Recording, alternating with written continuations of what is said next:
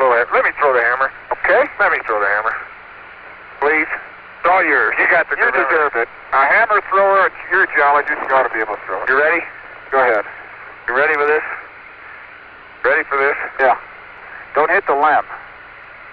Or the outstep. Look at that. Look at that. Look at that. Beautiful. Looked like it was going 1,000,000 miles, but it really didn't. Didn't it?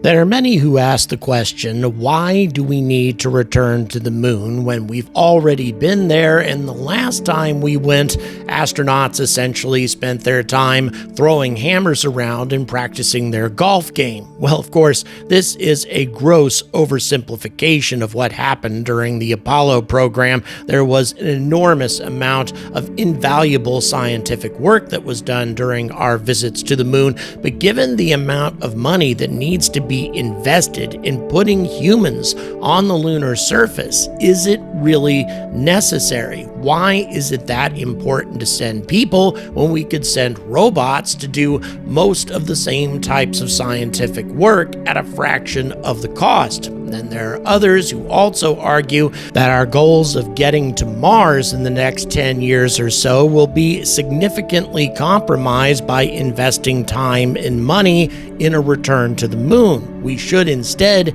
be investing in going straight to Mars. Well, there's some points to be made, at least as far as the Mars Direct option is concerned, but really what none of these people take into account, and really what NASA doesn't even explain most of the time, is that the resources available on the moon are unbelievably valuable, things that could transform the future of human civilization, and also make the people who invest in lunar mining extremely wealthy people. Today, we're going to be talking about one company in particular who recently received millions of dollars in funding from NASA and the Department of Energy to dig up what might be the most valuable substance in the solar system this decade, actually before 2029. The company is called Interloon, and if they are successful, their investors could potentially become wealthier than Elon Musk. Good afternoon, spaceflight enthusiasts, and welcome to another episode of The Angry Astronaut. Today, we're going to be talking about the moon again. It comes down to it, it's actually a pretty controversial topic. There's a lot of disagreement as to whether or not returning to the moon is going to do anybody any good. There are, of course, those who oppose the whole idea of going to the moon at all, saying that the billions of dollars that needs to be invested in returning humans to the moon when we've already been there, given how many other problems exist on our own planet, whether you want to talk about the environment or economics, whatever. There are so many problems facing our species, as there always has been. I can't imagine that that's ever going to change. And if you use that as a justification for not going to space, it means that the human species probably will never go back to the moon or any place else in space. But regardless, there are people who subscribe to that school of thought. And then, of course, there are those who say that we should just be going straight to Mars, that going back to the moon is just an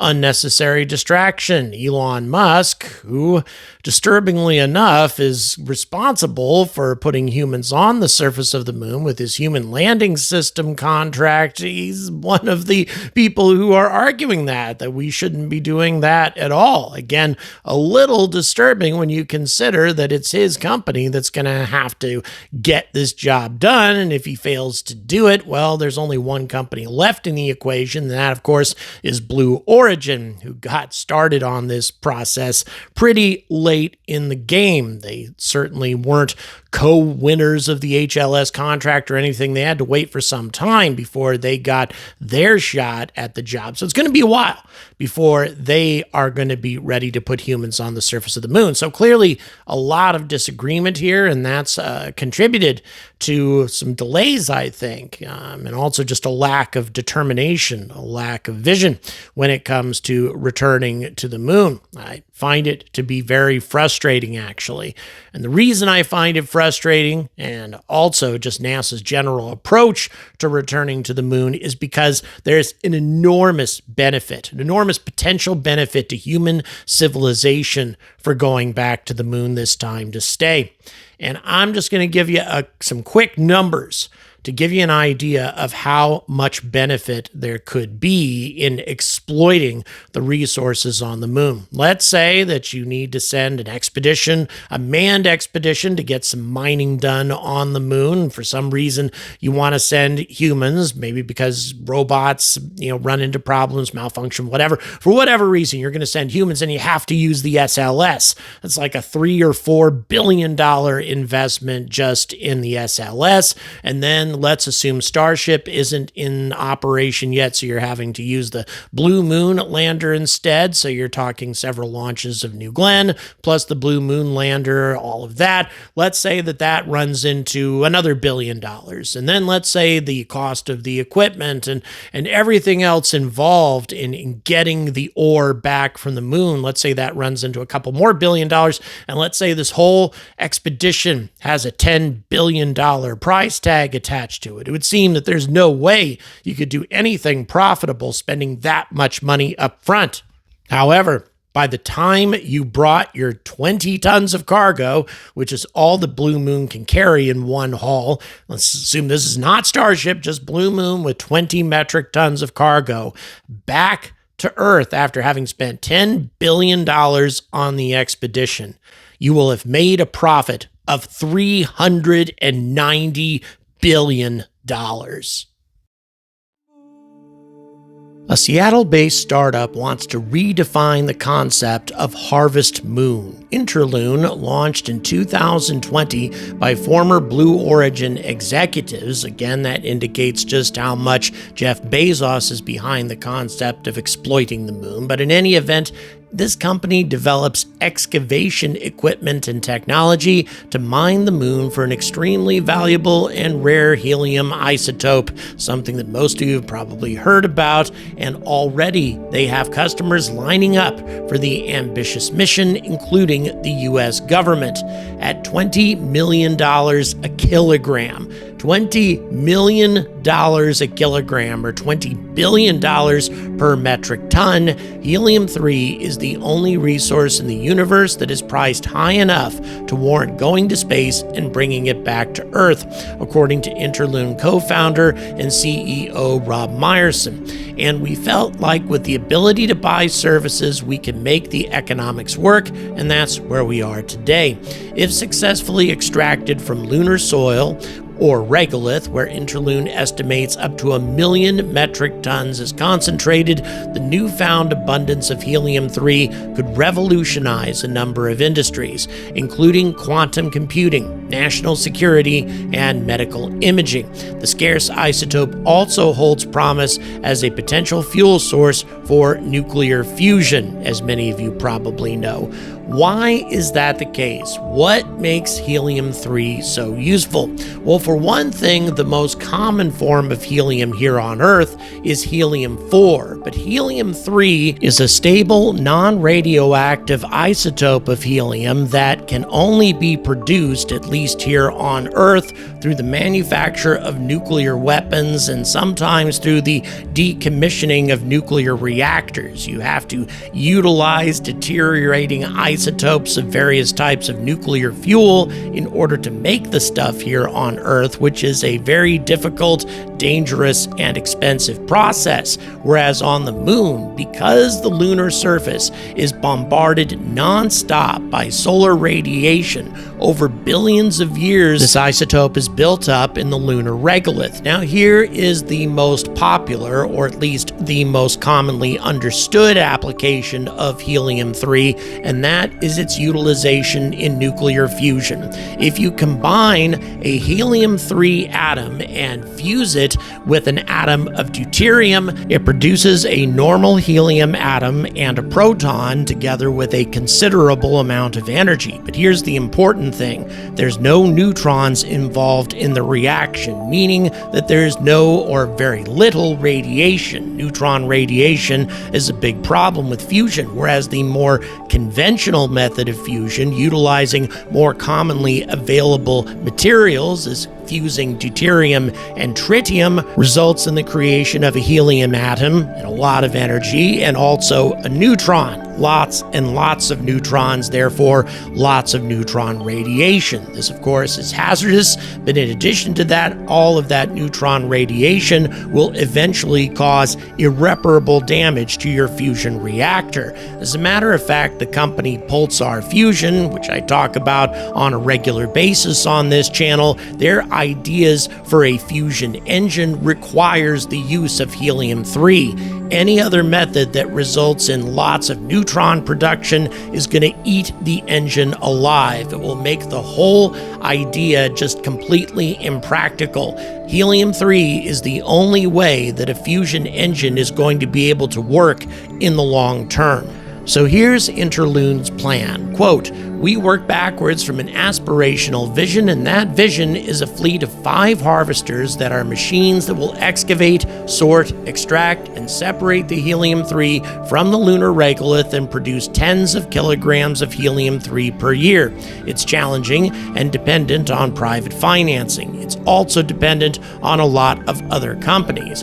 According to Meyerson, the CEO of Interloon, he says that their quest to become the first company to commercialize natural resources from space is contingent on continued progress at Elon Musk's SpaceX, which recently unveiled the latest design of its super heavy Starship vehicle ahead of pre-flight testing. Presumably, these harvesters would require a very large lunar lander like Starship to be able to carry something that big to the lunar surface, but once again, that might not be 100% necessary. The Blue Moon is capable of carrying up to 20 tons, and if you could assemble these things on the lunar surface, that still might be another alternative. But in any event, I digress. Interloon plans a prospecting mission by the end of 2027, just over 2 years from now, aiming to launch a 50-kilogram payload to sample lunar regolith in search of helium-3. Quote, "And that's the mission we're working towards. Major design progress going on within the team. We're testing hardware now and getting ready to conduct our mission." Alongside partners from Vermeer Corporation, which manufactures industrial and agricultural equipment, Interloon unveiled a full-scale prototype in early May of an excavator designed to process 100 metric tons of moon dirt per hour. Since helium-3 on the lunar surface is measured in parts per billion, continuous extraction capacity is essential. Quote, "We're in another cycle now where we're updating the design, so we'll have more by the end of the summer or early fall," again, according to Meyerson when talking about the excavator. Jason Andringa, Vermeer's president and CEO, previously worked as an engineer at NASA's JPL, contributing to the Curiosity rover and other early-phase mission concepts. The burgeoning collaboration with Interloon represents an opportunity for the Iowa-based firm to take its excavation expertise to an all-new, out-of-this-world job site, according to him. The engineering team at Vermeer has been energized by the challenge, and we are proud of the solutions we're working towards in this partnership, where we look forward to being a part of this impressive project that will ultimately positively impact our world for decades to come. And believe it or not, they already have some customers. Each harvester will be about the size of an electric car, and once on the lunar surface, the machines will begin a 4-step proprietary process to excavate, sort, extract, and separate helium-3. Meyerson acknowledged the cost of a successful Helium-3 lunar mining mission will be significant, with Interloon relying on raising equity and government grants. Some contracts have already been inked, including deals with the U.S. Department of Energy Isotope Program and Maybell Quantum, a quantum infrastructure company, because Helium-3 is actually very useful in quantum computing. Quote, "We have customers that have signed contracts for future sales. Interloon still stands alone as the only company that has contracts for the sale of space resources, and that's something we can use to justify our fundraising efforts going forward." Christopher Landers, director of the Department of Energy's Office of Isotope R&D and Production, said that the agency works to ensure, quote, "a healthy domestic isotope ecosystem," unquote, so the United States can remain at the forefront of evolving technologies and capabilities. The agency manages federal inventories of more than 300 isotopes, including Helium-3, and as you can see, the Helium-3 inventory in the United States has dropped off radically, and this is because Helium-3 became a required component in all nuclear weapons scanning equipment by the Department of Homeland Security, and Helium-3's availability dropped off very radically after 9/11. Quote, "Helium-3 is obviously of high importance," he said. "Helium-3 is needed in cryogenics, which is a huge driver for quantum. It's needed for fusion, and there's medical applications as well. But Helium-3 is really, if you break it down and look at cryogenics and fusion, on a trajectory that's moving at an exponential rate. The contract with Interloon signals the agency's attempt to facilitate a healthy industrial availability of Helium-3, according to Landers. Quote, "This was an opportunity where if Interloon was successful, they could have a major impact in making Helium-3 more readily available commercially. And then, similarly, through our token contract, it can establish a relationship where we could also help ensure a stable supply for that Federal Reserve. Maybell Quantum, which agreed to buy thousands of liters of Helium-3 for delivery between 2029 and 2035, will use the extracted isotope to chill dilution refrigerators to near absolute zero temperatures." Gary Lai, Interloon's co-founder and chief technology officer, said Helium-3 represents a rare commodity that's extremely limited on Earth, yet plentiful on the Moon. The company's excavator prototype is now being fine-tuned for zero-gravity operation, although I'm not really sure why zero gravity is needed because it's 1/6 gravity on the Moon, but in any event, it works quite well on Earth, the former chief architect at Blue Origin told Newsweek. "Now we're designing it to operate in space, and the intention is to go on our first large harvesting space mission, which we call Harvest Moon. The upcoming prospecting mission will seek to prove reliable and accessible depositories of Helium-3, which are most heavily concentrated in dark regions near the Moon's equator. The extracted non-flammable gas must then be cooled until it liquefies before being sent in a rocket bound from Earth. We are actively doing the first sort of groundbreaking experiments to liquefy and distill Helium-3 out of a mixture of regular helium, according to Lai. That's a critical technology. We have to do that not only here, but we have to build the system to do that on the Moon. Interloon hopes to put a full-scale excavator on the Moon by 2029, 4 years from now. That's pretty aggressive, potentially providing a scalable cache of Helium-3 that could produce enough clean fusion energy to power the Earth for 10,000 years, as well as immediate impact in quantum computing, national security, and medical imaging. When there's an abundance of any material on Earth, humans find a way to use it, said Lai. It has so many unique physical properties, it has many uses, and I'm pretty confident that when it's more available, people will find even more uses for it because it's such a unique isotope.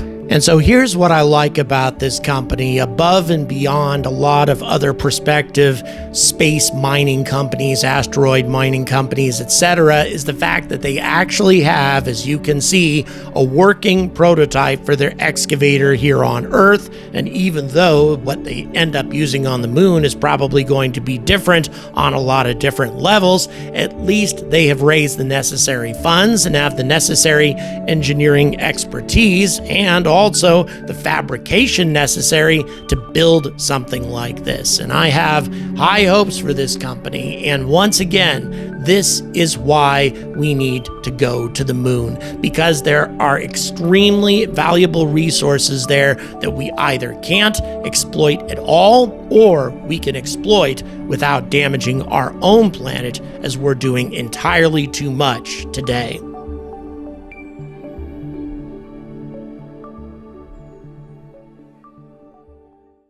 So look, obviously there are many people who take issue with all of this, say that helium-3 isn't as important as some people think it is, that fusion is still so far off, that there's only so much benefit that we can get out of it, and then helium-3 is only going to have limited applications in society. But I really think that a very good case has been made for exploiting helium-3. I mean, even if we're only talking about fusion engines like what pulsar fusion is putting together, helium-3, as you saw in the video, is so incredibly useful to those sorts of applications. You don't even need to have a positive power reaction in order to get a useful fusion engine. All you need is a fusion reaction, and preferably an aneutronic fusion reaction, so that it isn't damaging your engine in the process of operating. And the only way you're going to get that kind of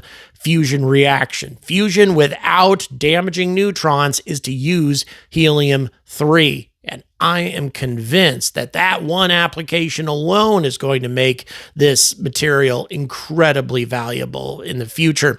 And of course, there are other applications as well. There are many rare earths, rare minerals, lithium, other resources available on the moon that certainly don't have as much value per kilogram. But at the same time, there is so much damage that we do to our planet in the process of extracting these ores, especially if we're talking about lithium, that if we did this work on the moon instead, we could spare our environment, our planet, from all of these damaging activities. So when it comes right down to it, there is a lot of benefit on the moon, a lot of money to be made, and a lot of positive things that can be done on the moon that will directly benefit human civilization. And it is for this reason that China is so aggressively making their way to land on the moon before the West does, so they can stake their claim there. I am convinced that that is what they are trying to do.